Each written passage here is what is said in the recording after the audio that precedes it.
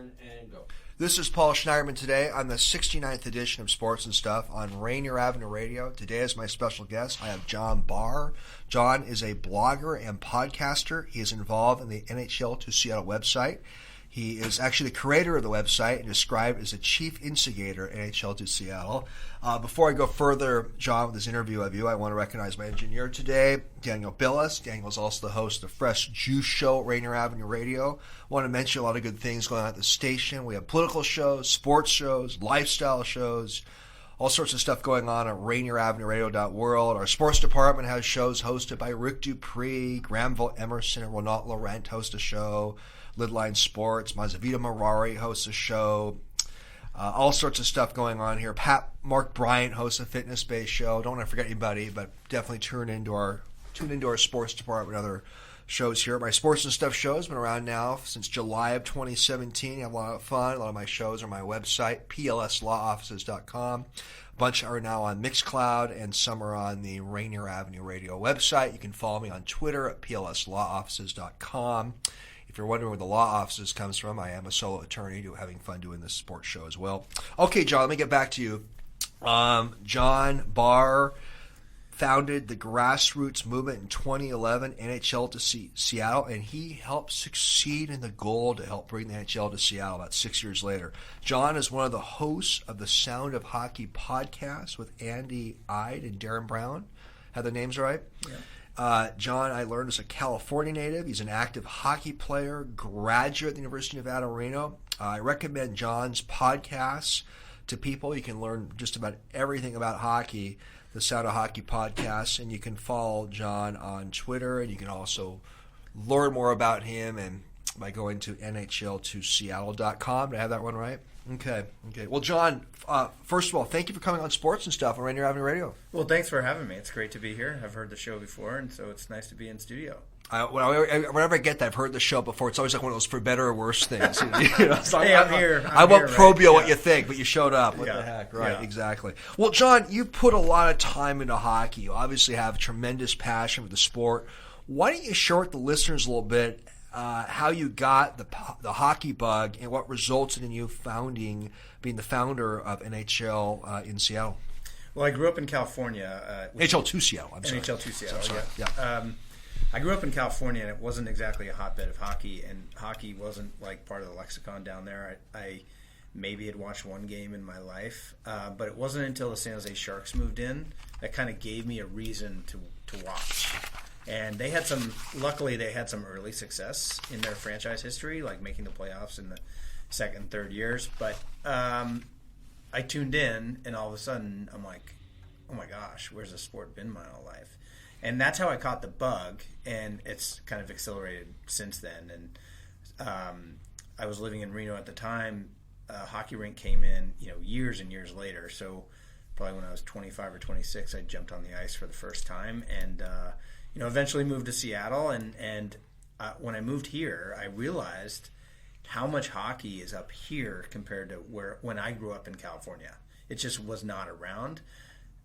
This isn't Canada, but there is a lot of hockey rinks around here, and there's two major junior teams which draw about 5,000 people per game, and there's a lot of hockey. And so that's when the aha moment where I'm like, man, there's so much hockey here compared to California, where I grew up before the Sharks were there. And now the Sharks have caught fire down there, and hockey's kind of part of the sports landscape in the Bay Area. Well, it's fun to hear your background. You're not like some Canadian guy like Dave Tippett who just grew up with it at age 2 or whatever. Yeah, You're just a exactly. guy I don't know any better. Yeah, nothing like an acquired taste for certain passions. John, you just mentioned the Seattle hockey culture. I know we have a lot of club hockey here and junior hockey. I may not have this fact right, but let me know if I have this fact. I believe Seattle has more club hockey than any non-NHL city. I mean, we're about to become an NHL city. I mean, I'm not sure if that's right, but it sounds like it could be right. Pretty close. Yeah, exactly. There's so much hockey here without having an NHL team, which is like a catalyst for growing hockey, particularly even adult and youth hockey. And we're starting to see it kind of bust at the seams right now with the anticipation of the NHL coming here. What is unique about the Seattle hockey culture as we talk right now in early 2020, pre-NHL team? Well, I think the proximity to Canada helps, right? Because there's still people that are kind of fans of Vancouver Canucks. But we're also really fragmented. Based, obviously the city's changing with people migrating here from all over, and some hockey people are moving here as well.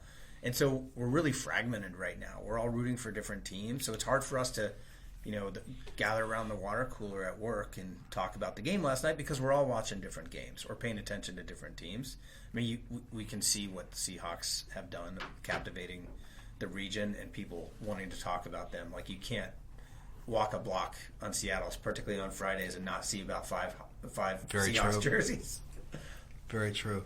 Well, I mean, I got a random question for you. Can a middle-aged guy like me in his late 40s pick up and start trying to play hockey? I mean, I'm not the most coordinated, most athletic guy in the world. Is it possible like a guy like me can just go out and start hitting the rings? I'll tell you, I tell this, I share this with a lot of people. Yeah. It's so much easier to learn here than, say, if you were living in Minnesota and trying to do the same thing. There's a lot of people in your same shoes that are like, just want to try, and there's opportunities here because it's not like saturated with all these elite hockey players. It's very opening, and there's opportunities to learn to play even as adults, and it doesn't matter. I mean, people learn at 30, 40, 50 years old. Like, they really do. Rating on a curve, it could be a C-. Right? Yeah. This is Paul Schneiderman, host of Sports and Stuff on Rainier Avenue Radio with John Barr of NHL To Seattle. John, there's a big discussion now about the prospective team name for the Seattle NHL franchise. I can't believe we're starting play next year in 2021. And I want to ask you two questions. I know the Sounders several years ago, when Seattle got awarded an MLS franchise, the team had the fans very involved in the effort to name the franchise. One, should the NHL Seattle franchise OVG group have the fans more involved in this process? And two, what is your preference for the team name? Throw out a name you like, John. Okay, so give me your take on those two questions. Okay. That's a tough one. Okay. I hadn't heard that discussion before. No, Okay. just kidding. It's easily the most divisive subject in this whole bringing the NHL here. Odds are everybody's going to hate the name because nobody can agree on what the name should be. There's probably about 5 or 6 leading candidates, at least in the public sphere. Sounds like the Democratic primary kind of. Yeah, but there's not going to be a majority at all. Okay. And so that means a good portion of people are going to be disappointed. So I don't know if involving the fans would help in this regard, because the Sounders, I think it was like there's a clear catalyst for the fans wanting Sounders, right? Because of the history that the Sounders had and that name had.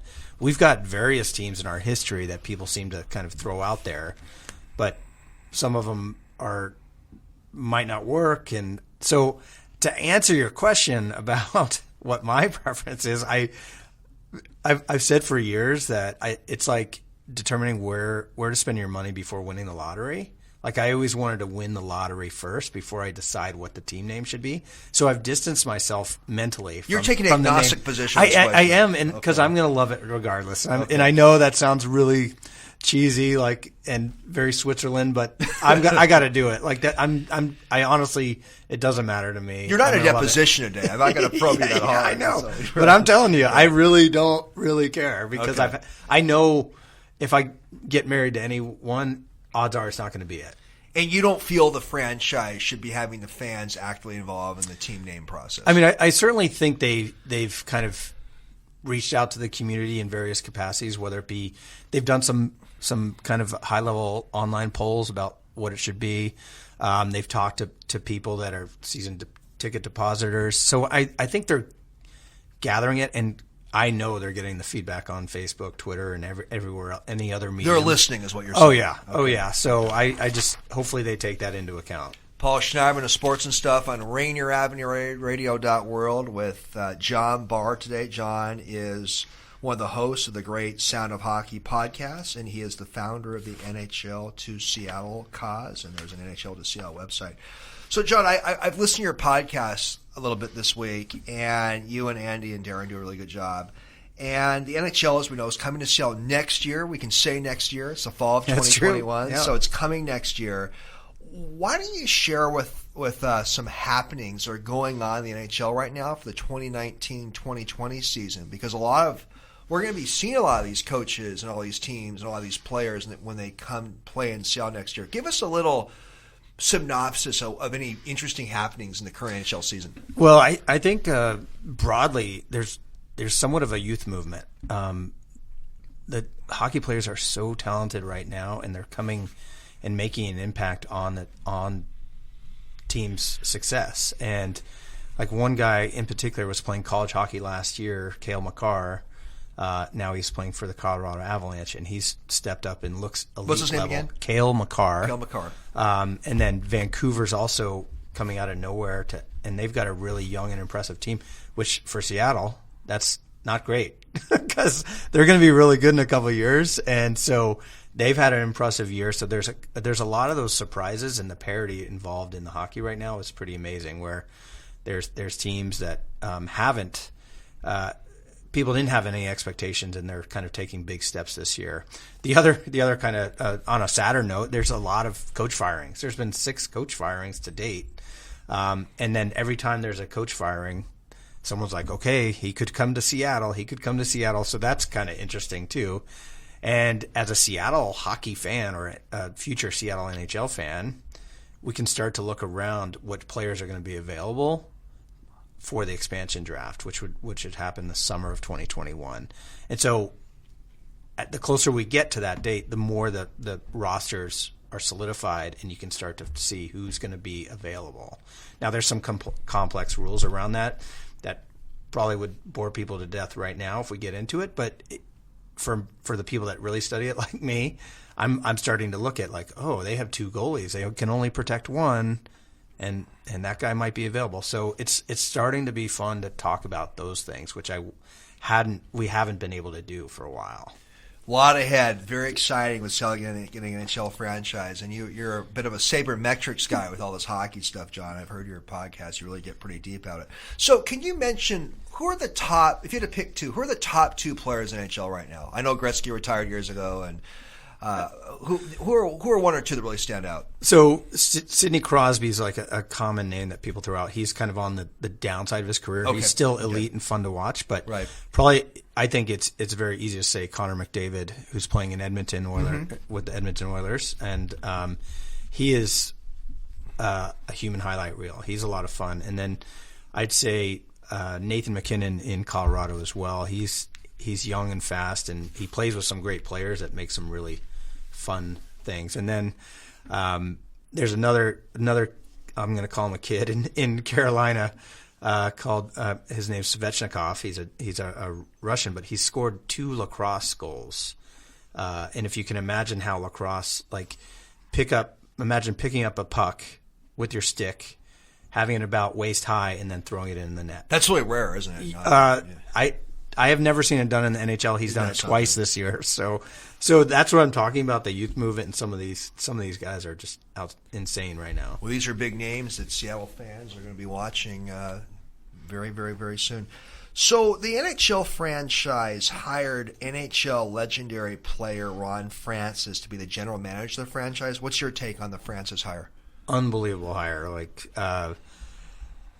There's obviously a lot of more information that goes into it than just what I know publicly, but he's really set at the Carolina Hurricanes, which is where he was prior to taking this position.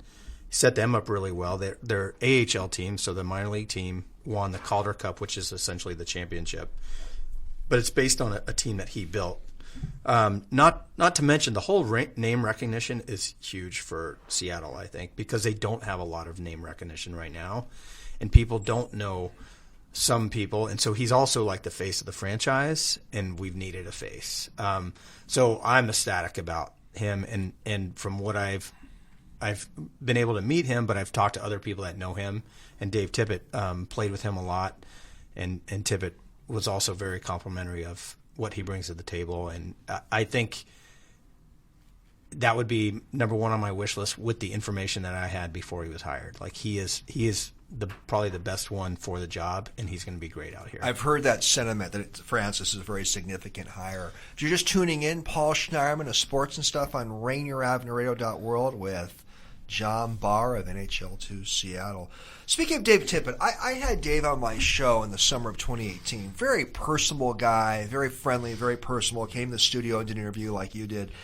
And Dave is now the Edmonton Oilers coach. He left the OVG group to take that position. Did you view Dave leaving the Seattle NHL group as a setback anyway? And do you ever see a scenario of Dave coming back to the Seattle NHL group? Well, I mean, personally, I like him. I think he's a great person, and so anytime somebody great leaves, that's a bummer. But at the same time, he probably had the itch. Once he's a coach, he's always a coach, right? And I think his advisory role, he was kind of getting the itch, and so I totally get it and support him, and I'm kind of rooting for him in Edmonton. But that's how it goes, right? This is a business now. Whether he could come back, he certainly could come back. I mean, his daughter lives on the peninsula, so right. You can imagine if he wants to maybe step away from coaching eventually, there might be an opportunity for him to be part of this organization in some capacity. I know he loved the area and he loved the group, and so I think it's certainly possible. I don't follow hockey nearly as much as you do. I mean, your hockey knowledge is substantially exceeds mine. But Dave Tippett just struck me as being such a great possible first coach of the NHL team. There's something about Tippett, just his personality and all that. So when I saw that he left the group, I'm glad that Dave got a great job for himself. But I was a little disappointed. Well, and I think originally they were targeting the 2020 start the season in October 2020. That's what they were geared toward. But the NHL said no, with so much risk involved in that arena, they pushed it to 2021. And I think that might have had a little bit of impact on Dave's decision, right? Because at the time it was another 2 years, and he probably didn't want to wait that long. But whatever, it's his job, or it's his life, and Dave was always kind of coy whether he was even being considered for the coaching. Yeah, I know he does that. And one thing is he is I mean, hockey culture has a lot of that really nice, humble people, and I think it comes from the Canadian and Midwest roots. I know it sounds. I mean, obviously I'm a fan of the sport, but it seems like I've met some unbelievable people in the sport of hockey because of the culture that it's about a team and humble beginnings, like whether they live on the prairies and in Saskatchewan or wherever. But they've been great. It's funny you say that, John. I remember I read something years ago. You can't believe everything you read, but it can always a little conversation that some waiters and waitresses said that work in some major urban markets that hockey players are the best tippers compared to NFL basketball and baseball players. I just read that 20 years ago. Yeah, I didn't know that. I just know my interactions with them, and granted, I don't know a lot of other sports like I know hockey, so gotcha. I'm obviously biased here. And no scientific studies on anything. I just read that. Yeah. Hey, I want to ask John. I've asked guests this question. I'm going to ask you this question kind of maybe a somewhat different kind of way. Do you have any concerns about the Everett Silvertips and Seattle Thunderbirds surviving and continuing to be pretty good WHL franchises with the big fish, the NHL coming next year? So I've had that question over the 9 years I've been doing this. A lot of people were worried about the impact. But the reality is they're really two different markets. I mean, the price points of getting an NHL arena is very steep, unfortunately. So I think it's a valid concern, but I also think a rising tide raises all boats, and I think those two teams are going to get more fans because they're essentially growing all the hockey fans in the area, and it's certainly a cheap and affordable way to get certainly the family involved, because the price point is, I mean, you can get in the door for $20-$25, right? Where that's pretty challenging for most pro sports franchises.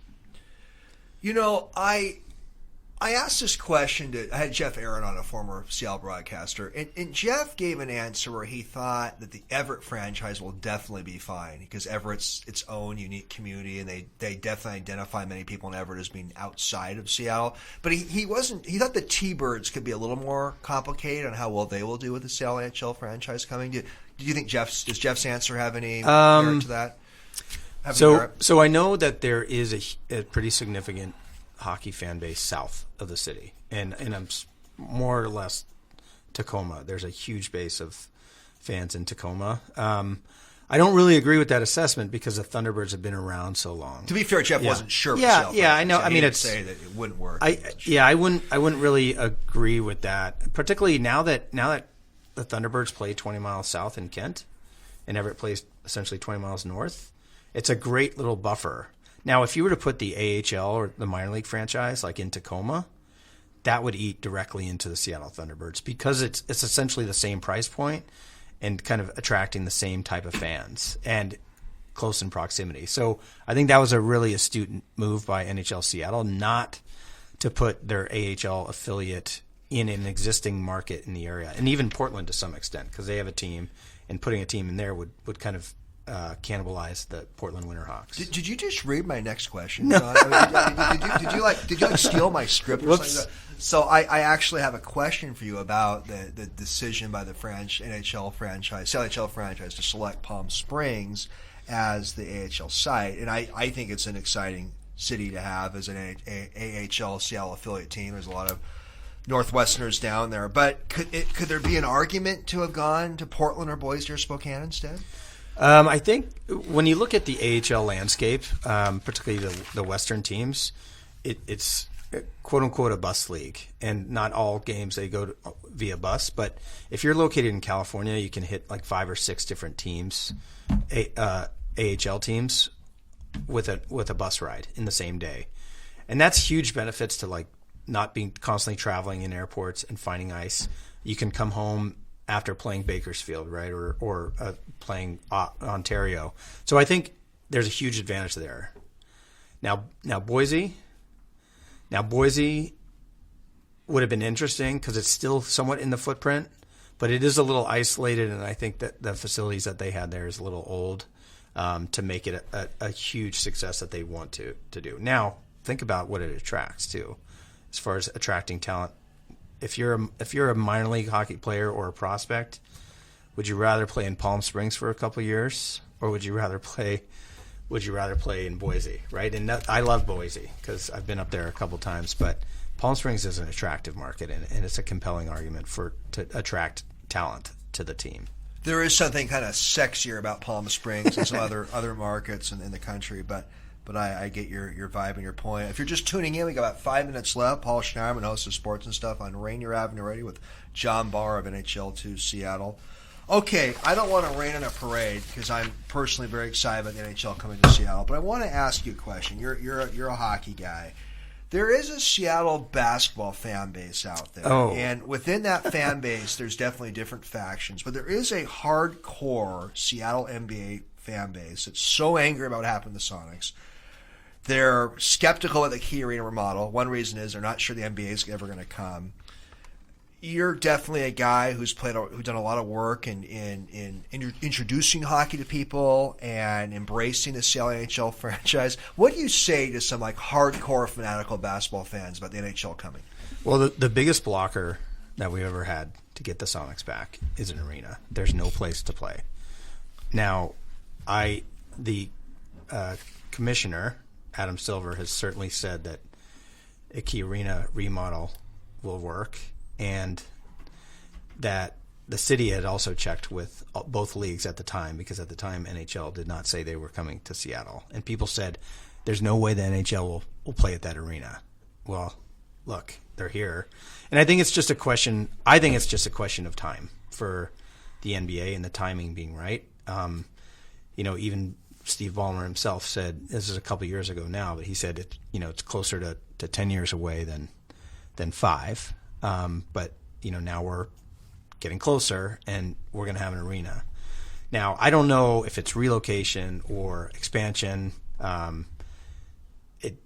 but I know that these commissioners speak in code sometimes, and they're not going to say anything until it actually is going to happen. And so, I saw it with Gary Bettman in the NHL, and certainly see similar behavior with Adam Silver. So I think it's just a matter of time.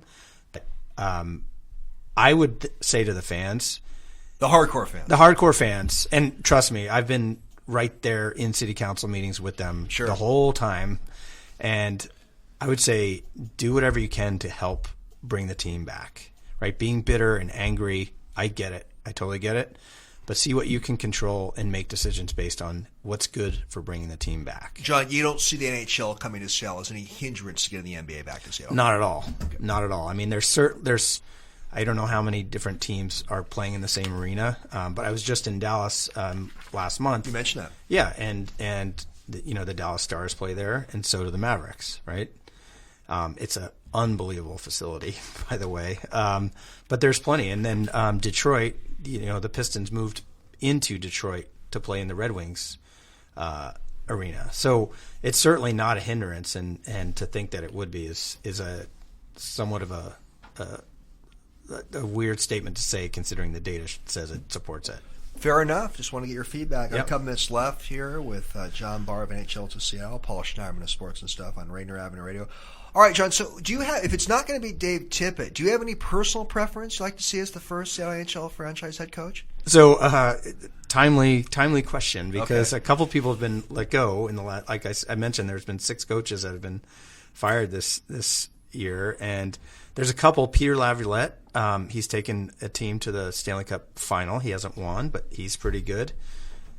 And then Peter DeBoer, who was just let go from the San Jose Sharks, he also took a team to the final. So I would kind of look at those 2 candidates, but at the end of the day, I'm not sure. And you know who's going to know a lot is Ron Francis, our GM. So because he's played with a lot of these guys or interacted with these guys over the years. Have to keep those names in mind you just mentioned. Well, John, we got like less than 30 seconds left. What's in the future for John Barr? I just enjoy all this, the ramp up to the game. I can't wait and try to introduce the sport to more people. I really enjoyed having you come on today, John. Learned a lot, and this hockey enthusiasm is very catching, and that's you and I stay in touch. I appreciate coming on Sports and Stuff on Rainier Avenue Radio. Thanks for having me. Take care.